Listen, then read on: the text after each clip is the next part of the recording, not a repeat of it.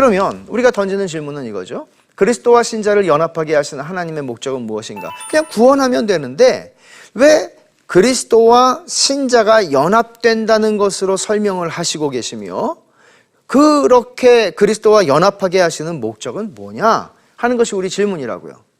그러면 그것은 한마디로 말하면 새 생명 가운데 사는 것입니다. 옛날에 내가 살던 식으로 그냥 그렇게 살아가는 것이 아니고요. 새 생명 가운데 사는 것이다. 그러면 우리는 또 질문하죠. 새 생명이 뭐냐?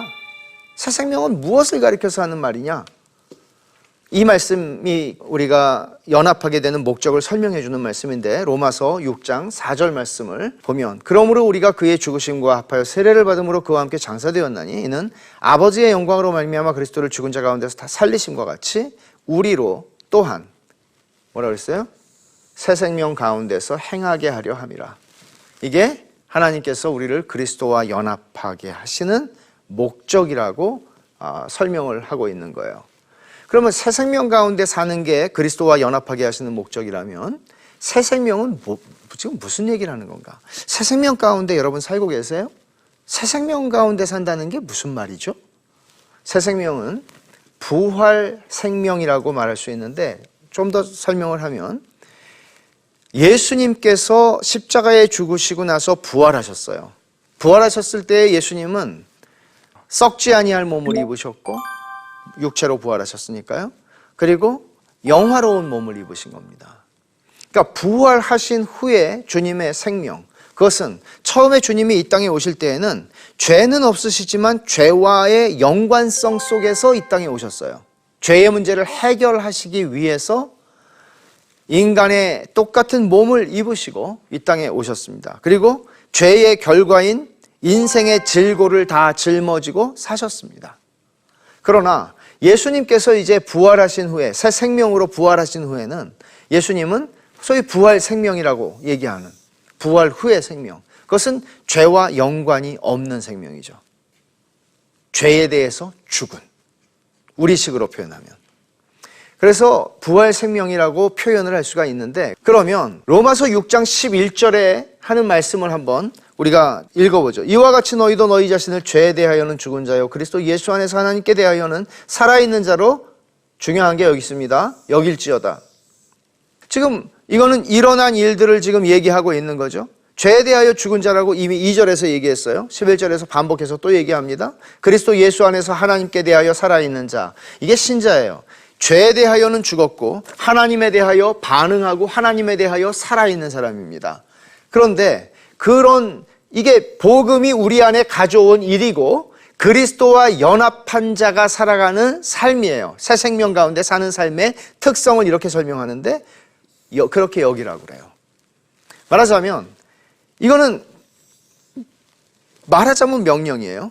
그런데 이것은 이미 일어난 일을 네가 이것을 만들기 위해서 그렇게 되기 위해서 네가 애쓰라는 얘기가 아니라 하나님이 복음 안에서 행하신 이 일, 그리스도와의 연합을 네가 이제는 그 일이 네 안에 일어났어. 너는 사형 선고를 받은 죄인이지만 대통령이 사면 선고를 하고 사인을 했어. 그거를 받아들여 라고 얘기를 하는 거죠. 하나님이 하셨단 말이에요. 그러니까 그것을 믿으라고 우리에게 요구하는 거죠. 그러면 또 하나의 우리는 주제로 오게 되는데 죄는 신자를 주관하지 못한다. 왜 그래요? 죄에 대하여 죽은 자라고 6장 2절에 얘기를 했잖아요. 그리스도와 연합한 자다 얘기했어요. 14절에서 또 얘기합니다. 죄가 너희를 주장하지 못하리니 우리가 다음 주에 좀 더 자세하게 이 말씀을 살피겠지만 죄가 너희를 주장하지 못하리니 주장하지 못한다는 얘기는 죄가 너희들에게 이전과 같이 왕으로서 너희들을 노예 취급하고 주인으로서 노예 취급하지 못한다. 너희들의 주인이 아니다. 이는 너희가 법 아래에 있지 아니하고 은혜 아래에 있음이니라. 여기 중요한 두 개념이 나오죠. 법 아래에 있지 아니하고 은혜 아래에 있다. 법 아래에 있지 않고 은혜 아래에 있다. 사람은 누구나 법 아래에 있든지 은혜 아래에 있든지 두 종류예요. 은혜 아래에 있는 사람들이 있고 법 아래에 있는 사람들이 있어요. 그러니까 율법 아래에 있는 삶은 하나님 앞에 인정받기 위해서 끊임없이 자기 노력을 하는 삶이에요. 이 사람을 지배하는 것은 법이에요. 법. 그러니까 법에 따라서 나는 얼마나 훌륭한 시민이 되느냐 하는 것을 나의 노력과 나의 행위로 이루어내야 돼요. 은혜 아래에 있는 사람을 지배하는 개념은 은혜라는 것이에요. 그러니까 이 사람은, 법 아래에 있는 사람은 끊임없이 내가 하나님의 인정을 받기 위해서 수고하고 헌신하고 일하고 해서 무엇을 얻어내나요? 보상으로 하나님의 인정을. 이 삶에는 쉼이 없습니다. 안식이 없어요. 하나님께서는 우리를 구원하실 때 너 죽어서 천국 가가지고 안식을 누려라. 아니요. 우리는 예수를 믿는 순간부터 주 날개 및 내가 편안히 쉬네 하는 고백처럼 우리는 예수를 믿는 순간부터 그동안 한 번도 제대로 누리지 못했던 진정한 안식을 비로소 예수 그리스도 안에 들어왔을 때, 예수 그리스도와 연합한 자가 되었을 때 우리는 누리게 돼요. 내 존재는 더 이상 하나님 앞에서 이제는 그리스도와 같은 존재가 되었다는 사실 앞에서 겸손하게, 그리고 기쁘게, 즐겁게, 감격스럽게 그 사실을 확인하고 하나님을 찬양하는 거죠. 이게 은혜 아래에 있는 삶이에요. 하나님이 나를 위하여 행하신 일 안에서 만족하고 쉼을 얻는 삶이에요. 그러니까 율법 아래에 있는 삶이라고 하는 것은 하나님께 인정받기 위해 끊임없이 자기 행위, 공로에 의존하는 특성을 가지고 있어요. 만약에 여러분이 어떤 수고를 하고 어떤 일들을 주님을 위해서 감당한다고 할 때 그것이 하나님께 인정받기 위한 것이라면 동기가, 이것은 바른 것이 아닙니다. 이것은 끊임없이 자기의 행위와 공로에 의존, 심지어는 금식 기도도 나올 수 있고 심지어는 어떤 행위도 종교적 행위도 나올 수 있지만 그것은 참된 하나님 안에서 하나님이 알아주시고 기뻐하시는 수고가 아니다라는 것이에요. 이런 삶은 자만이나 절망감, 침체에 우리를 데리고 가는 것입니다. 그래서 신자의 고백, 신자 누구예요? 은혜 아래에 있는 사람이에요. 그리스도와 연합한 사람은 나는 그리스도 안에 있는 새 사람으로서 새 사람. 죄에 대해 죽었으며 죄와는 아무 상관도 없다. 마침표 찍어야죠. 죄와는 아무 상관도 없다. 비록 죄가 내 죽을 몸에 남아 있어서, 요게 다음번에 제가 설명할 거예요. 내 죽을 몸에 남아 있어서 내가 몸 안에 사는 동안에, 내가 육체로 이 땅을 사는 동안에는 죄와 싸우는 삶이 있어요. 죄를 안 짓는 거 아니라고 그랬죠. 죄와 싸우는 삶이 있어요. 그러나 나는 죄의 지배 아래로 결코 다시 들어갈 수 없다는 것을 알기 때문에 하나님께 감사한다. 죄가 다시는 나를 주관할 수 없다. 왕노릇할 수 없다는 거예요. 죄는 다시 나의 영혼을 파멸시키지 못한다. 그건 불가능합니다.